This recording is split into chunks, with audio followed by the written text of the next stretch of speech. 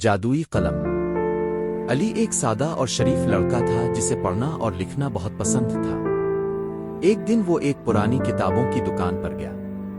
وہاں اسے ایک چمکتا ہوا عجیب سا قلم ملا۔ دکان کے بوڑھے دکاندار نے کہا، یہ جادوئی قلم ہے، اس سے جو کچھ بھی لکھو گے وہ سچ ہو جائے گا۔ علی بہت خوش ہوا۔ اس نے نئے کپڑے، مزے مزے کی کتابیں اور اپنے دوستوں کے لیے تحفے لکھے اور سب سچ ہو گیا۔ مگر آہستہ آہستہ علی لالچی ہونے لگا۔ اس نے صرف اپنے لیے چیزیں لکھنا شروع کر دیں، قیمتی کھلونے، جادوئی گھر اور بڑی بڑی نعمتیں۔ پھر ایک دن اچانک قلم غائب ہو گیا۔ علی بہت پریشان ہوا۔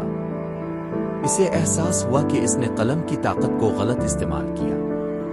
اس دن کے بعد علی نے سیکھا کہ اصل جادو سچائی، محبت اور عاجزی میں ہوتا ہے۔